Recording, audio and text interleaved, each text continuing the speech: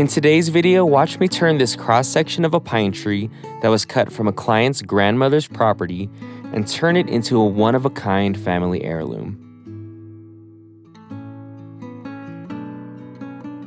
Some of my favorite pieces I've ever made are pieces that have a lot of sentimental value. This client came to me with a cross-section of the pine tree that was cut from his grandmother's property.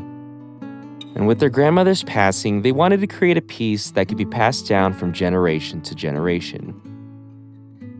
So whether it's a small coffee table like this or a large 10-foot dining table, it's always a great honor to be trusted with something so special and to be able to work with the client to make a vision come to reality.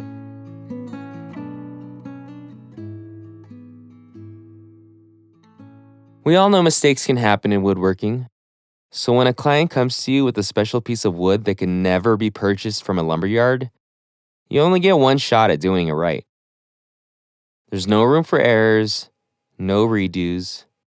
So I make sure to take great care in every part of this process. Luckily, this was not the first time doing an epoxy pour or working with a cross-section cookie like this. The one thing that was new to me was the request for a copper base.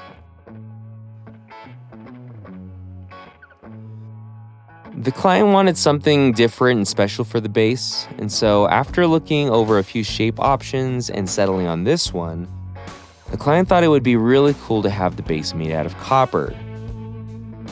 I loved this idea, but I didn't know how it could be done. So I reached out to a builder on Etsy who made the style of base we wanted but out of steel, and asked them if they can make it out of solid copper.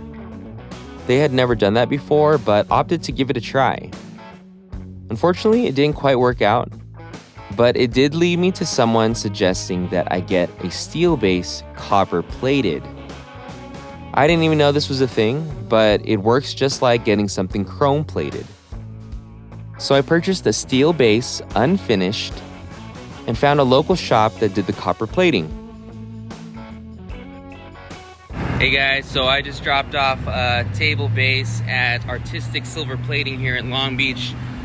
This is an option that I didn't even know existed. The turnaround took a little longer than expected, but I think it turned out beautiful and exactly what the client had envisioned. We also got it unfinished, so it would naturally patina over time.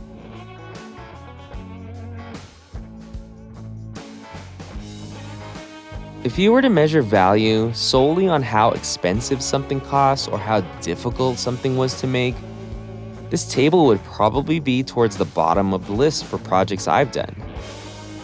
But knowing that this coffee table represents a piece of someone's family history and will be passed down from generation to generation brings me so much joy and something that I think is truly immeasurable.